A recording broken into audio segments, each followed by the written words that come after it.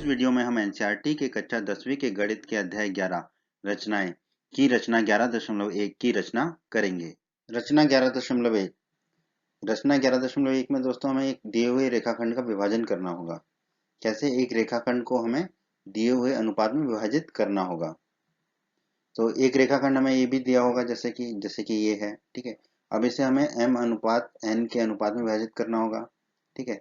जैसे कि इस AB को हम दो भागों में बांट देंगे, AP और PB, ठीक है। तो AP हो जाएगा m और PB हो जाएगा n, ठीक है। जब हम AP अनुपात PB करेंगे तो हमें m अनुपात n मिलना चाहिए, ठीक है। तो यही है रचना 11.1 कि एक दिया हुआ रेखाखंड होगा, उसे दो भागों में दो m अनुपात n में विभाजित करना है, ठीक है हमें। तो आइए देखते हैं कि हम इसकी रचना कैसे करेंगे।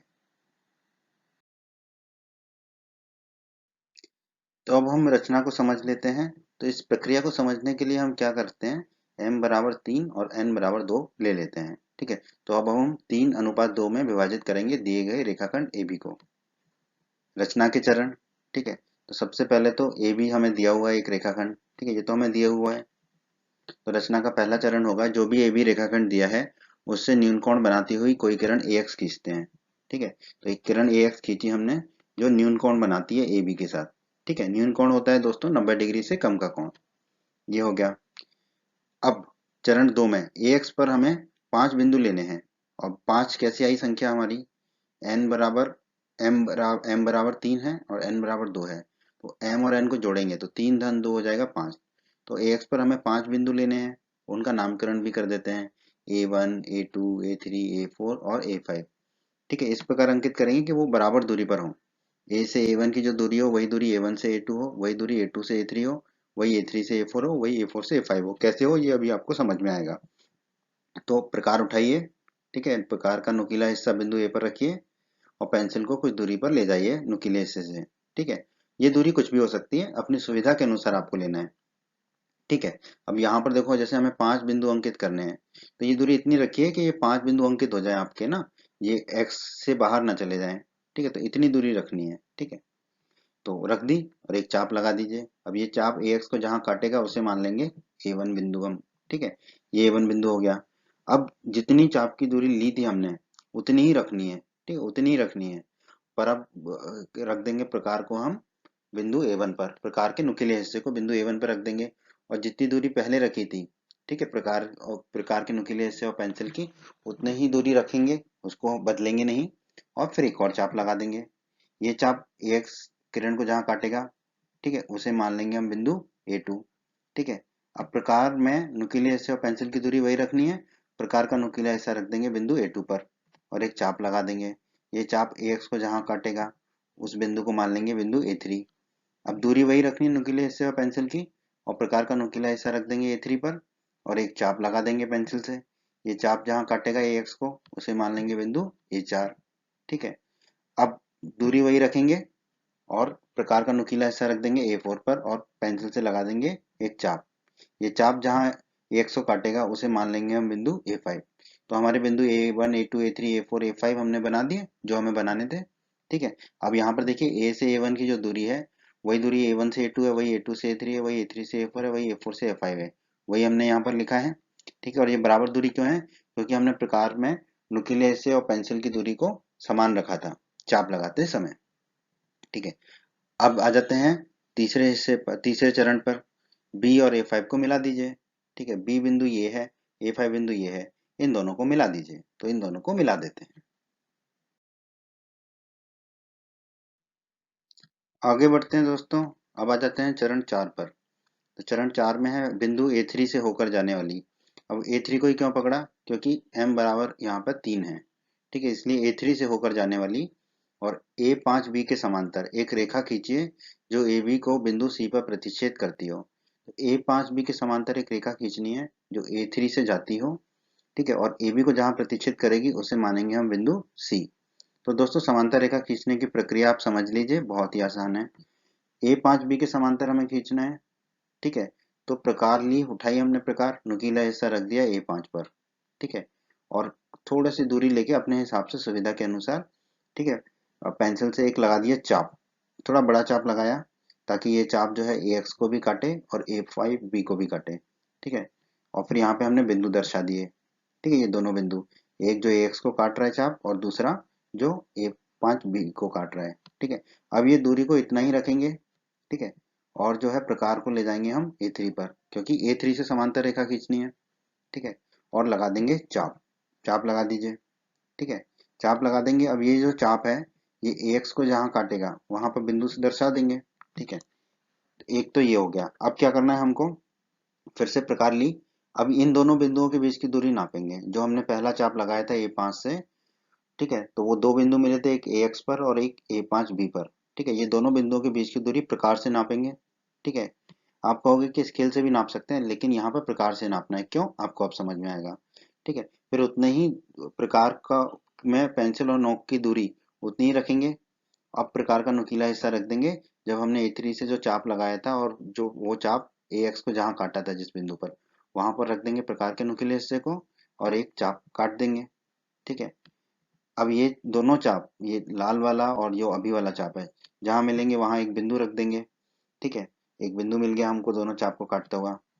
अब A3 से, और ये जो दोनों चाप काट रहे थे एक दूसरे को, वहां से जाते हुए एक रेखा खींच देंगे, और वो रेखा जहां पर भी AB को प्रतिच्छेद करेगी वो होगा हमारा बिंदु C, ठीक है, ये होगा हमारा बिंदु C।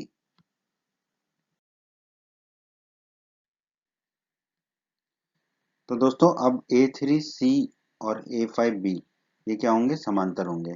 यही तरीका है दोस्तों समांतर रेखा खींचने का, ठीक है। तो इस तरीके को अच्छे से आप समझ लीजिए। अगर अभी थोड़ी सी दिक्कत हो रही है तो वीडियो को दोबारा से देख लीजिएगा, ठीक है, बहुत आसान तरीका है, ठीक है। अब दोस्तों AC अनुपात CB जो होगा वही होगा हमारा 3:2, ठीक है। AC और CB ये अब 3:2 में विभाजित हो गया रेखाखंड AB। AC और CB में AC होगा 3 और CB होगा 2, ये इनका अनुपात होगा, ठीक है। तो हम कह सकते हैं कि तब AC अनुपात CB बराबर होगा 3:2 के। तो दोस्तों ये तो हो गई रचना। अब हमें रचना की प्रामाणिकता देखनी है, रचना का औचित्य देखना है, ठीक है, रचना को सिद्ध करना है कि जो हमने किया है वो सही किया है। तो भाई लोगों रचना तो हो गई, अब रचना की प्रामाणिकता कर लेते हैं कि जो हमने किया है वो सही किया है कि नहीं। तो दोस्तों रचना करते समय हमने क्या किया था, ये जितने भी बिंदु लिए थे A1 A2 A3 A4 A5 ये सब बराबर दूरी पे लिए थे, इसलिए A1 बराबर A1 A2 बराबर A2 A3 बराबर A3 A4 बराबर A4 A5 था, ठीक है। तो अब देखिए A3, A से लेके A3 तक के बीच की दूरी ये कितनी होगी, ये होगी A1 धन A1 A2 धन A2 A3। तो वही तो लिखा है मैंने यहाँ पर, A3 बराबर A1 धन A1 A2 धन A2 A3, कोई दिक्कत नहीं है। अब दोस्तों देखिए A3 बराबर A1 को तो A1 ही लिख दिया, धन A1 A2 किसके बराबर है A1 के, तो हमने लिख दिया A1 धन A2 A3, तो A2 A3 भी A1 के बराबर है तो लिख दिया A1। अब देखो 3 बार आ गया A1, तो A3 किसके बराबर हो जाएगा, 3 गुणा A1 के। कोई बात नहीं, बहुत बढ़िया। अब A3 से A5 तक के बीच की दूरी निकाल लेते हैं, वो कितनी होगी A3 A4 धन A4 A5, तो वही तो लिखा है, और क्या लिखा है A3 A5 बराबर A3 A4 धन A4 A5, ठीक है। अब A3 A5 बराबर A3 A4 किसके बराबर है A1 के, तो वो लिख दिया, धन का चिन्ह लगा दिया। A4 A5 वो भी A1 के बराबर है तो A1 लिख दिया। तो A3 A5 किसके बराबर आ जाएगा हमारा, देखो 2 बार A1 लिखा है तो 2 गुणा A1 के बराबर आ जाएगा, बहुत बढ़िया। अब A3 बटे A3 A5, तो A3 है 3 गुणा A1 लिख दिया, बटे A3 A5 है 2 गुणा A1 वो लिख दिया। ऊपर भी A1 है और नीचे भी A1 है, दोनों आपस में कट जाएंगे, थैंक यू वेरी मच करेंगे एक दूसरे को। तो A3 बटा A3 A5 हो जाएगा हमारा 3/2, ठीक है, ये मिल गया हमको। तो A3 बटा A3 A5 का अनुपात मिल गया 3/2।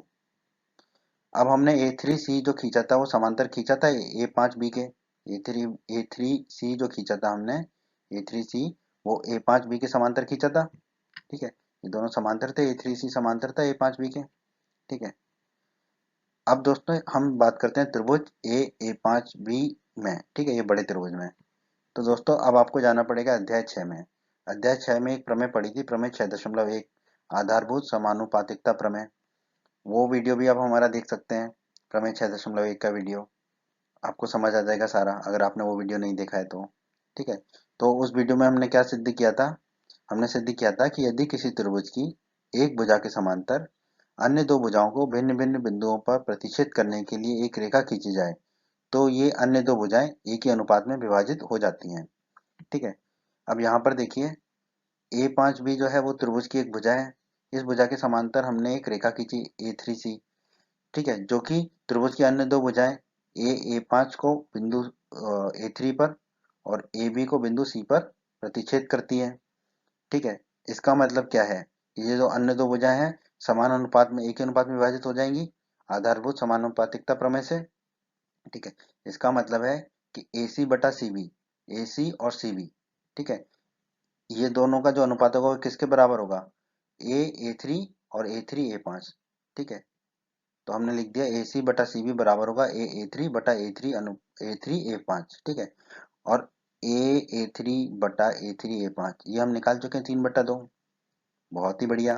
तो AC बटा CB क्या हो जाएगा? 3/2। तो हम कह सकते हैं कि AC अनुपात CB बराबर होगा 3/2। ठीक है। और यही हमारी रचना थी कि AC अनुपात CB 3/2 है। तो हमने अपनी रचना की प्रमाणिकता कर दी, रचना की जो है हमने औचित्य दे दिया। तो ये हो गई आपकी रचना का प्रमाणिकता।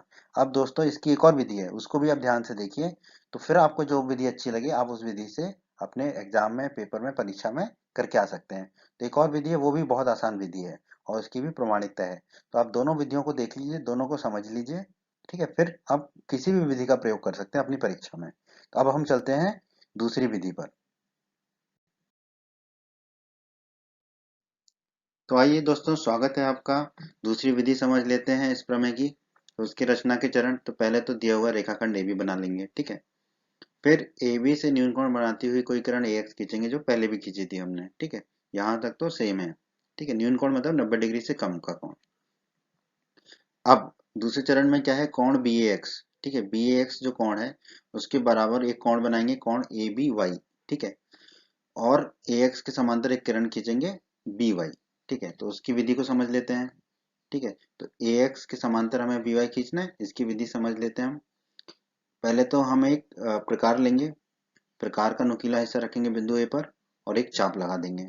ये चाप जो है, ये चाप जो है हमारा AB को भी काटेगा और AX को भी काटेगा। ठीक है। ये चाप लगा दिया। अब जहां पर ये AB को काट रहा है वो दूरी हमने उतनी ही रखी। ठीक है। और प्रकार को ले गए हम। ठीक है। ये इसी प्रकार को इतनी ही दूरी पर रख कर ले गए बिंदु B पर नुकीले हिस्से को। ठीक है। और एक चाप लगा दिया। ठीक है। ये चाप AB को काटेगा। ठीक है।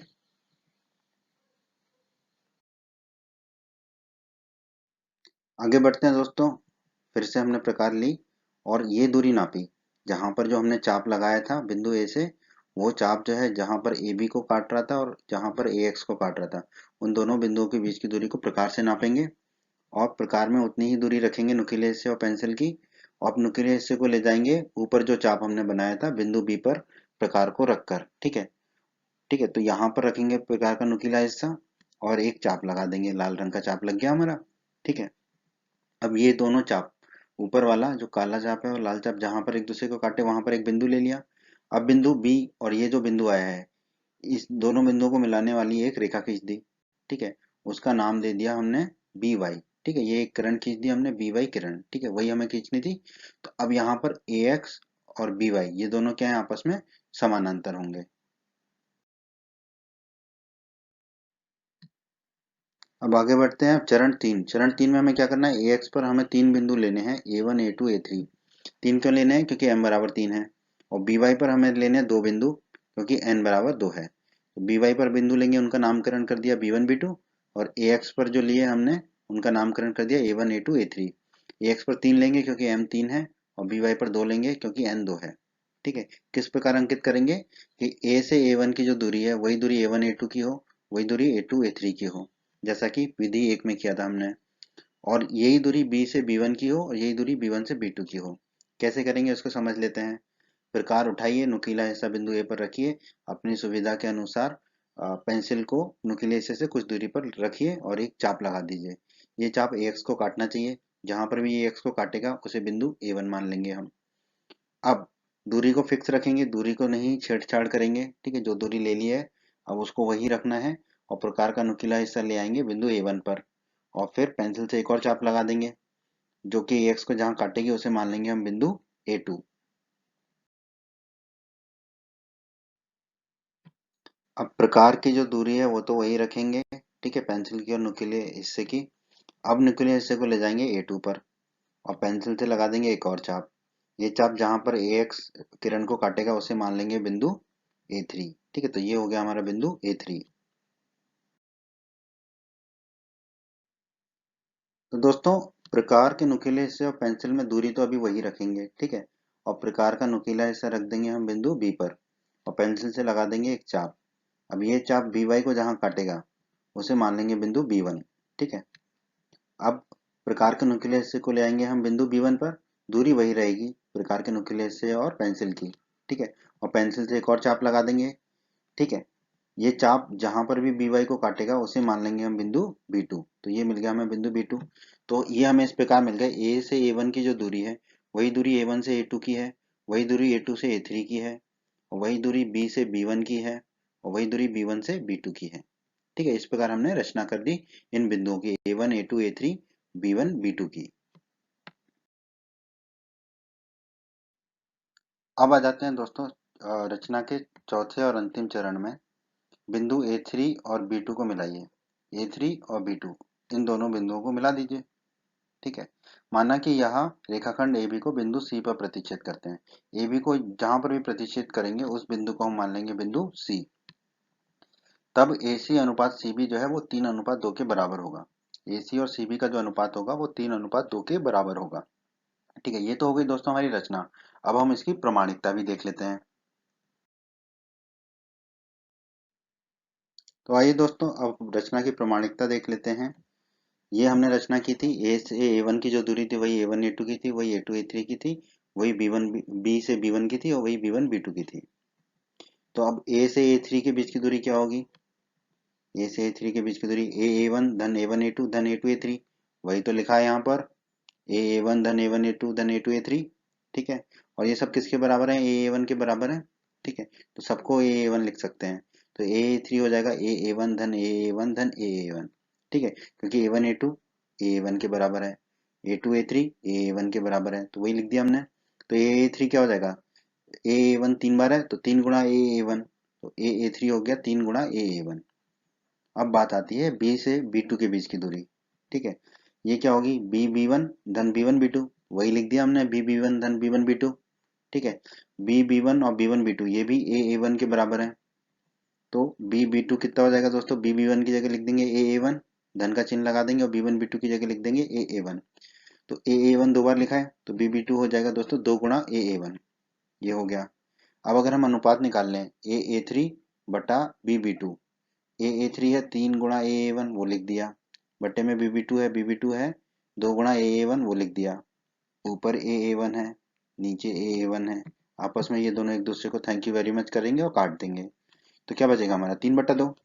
तो A3 बटा B B2 आ गया हमारा 3/2, ठीक है। तो A3 बटा B1 बटा B B2 आ गया हमारा 3/2, ठीक है। अब त्रिभुज AC A3, ठीक है, ये त्रिभुज AC A3, ठीक है, नीचे वाला त्रिभुज पीले रंग से दिखाया, और त्रिभुज BC B2 में ऊपर वाला ये त्रिभुज BC B2, ठीक है, लाल रंग से दिखाया हमने। इन दोनों त्रिभुजों में देख लेते हैं हम, कोण A बराबर कोण B। ये जो कोण A है ये कोण B के बराबर है, ठीक है, क्योंकि यही हमने रचना की थी, ठीक है, रचना से हमारा आया था ये। तो कोण A बराबर कोण B रचना से, ठीक है, कोण है तो एंगल के लिए A लिख दिया। कोण C बराबर कोण C, ठीक है। ये देखिए त्रिभुज AC A3 में, ये पीले वाले त्रिभुज में ये कोण C ये है, और त्रिभुज BC B2 में कोण C ये ऊपर वाला है। ये दोनों कोण आपस में बराबर होंगे, क्यों? क्योंकि ये क्या है? शीर्षाभिमुख कोण है। अब कोण है तो एंगल के लिए A लिख दिया हमने।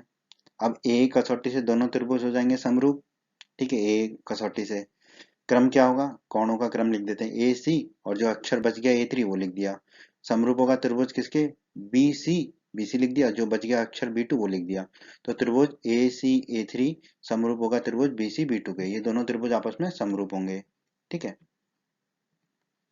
अगर दो त्रिभुज समरूप हैं तो संगत भुजाओं का अनुपात बराबर होगा, ठीक है। अब देखिए पहला दूसरा अक्षर पकड़ गया तो AC, तो दाईं तरफ भी पहला दूसरा अक्षर पकड़ा BC, AC बटा BC बराबर पहला और तीसरा अक्षर पकड़ते हैं A3, तो दाईं तरफ भी पहला और तीसरा पकड़ेंगे B2, तो A3 बटा B2 के बराबर होगा। तो AC बटा BC बराबर होगा A3 बटा B2। ठीक है, अब A3 बटा B2 हम निकाल चुके हैं, 3/2 है, तो AC बटा BC जो है वो हमारा किसके बराबर होगा, A3 बटा B2। ठीक है, और A3 बटा B2 निकाल चुके हम, 3/2 है, तो AC बटा BC भी हमारा क्या आ जाएगा, 3/2। AC बटा BC 3/2 आ गया। ठीक है, तो BC को हम क्या लिख सकते हैं, CB लिख सकते हैं। BC और CB एक ही चीज है। ठीक है, लंबाई ही है। ठीक है, चाहे BC लिखें चाहे CB लिखें, तो AC बटा CB आ गया 3/2। ठीक है, तो हम कह सकते हैं कि AC अनुपात CB होगा 3:2। ठीक है, AC और CB जो है 3:2 होगा। ठीक है, और यही हमने रचना की थी। AB रेखाखंड को हमने 3:2 में विभाजित करना था, तो हमारी रचना सही है। ठीक है, तो इस तरह हमने रचना की प्रामाणिकता पूरी कर ली। तो दोस्तों, आपको जो भी विधि पसंद आई हो, विधि 1 या विधि 2, आप उस विधि का प्रयोग कर सकते हैं। ठीक है, किसी भी एक विधि का प्रयोग करेंगे और उसकी रचना की प्रामाणिकता करेंगे। उम्मीद करता हूं दोस्तों आपको हमारा ये वीडियो पसंद आया होगा। आप हमारे YouTube चैनल को सब्सक्राइब करें, इस वीडियो को लाइक करें, इस वीडियो को शेयर करें और अपने सभी हिंदी माध्यम के दोस्तों को हमारे चैनल के बारे में और हमारे वीडियो के बारे में बताएं, ताकि हिंदी माध्यम के अधिक से अधिक छात्र हमारे चैनल और वीडियोस का अधिक से अधिक लाभ ले सकें। धन्यवाद दोस्तों।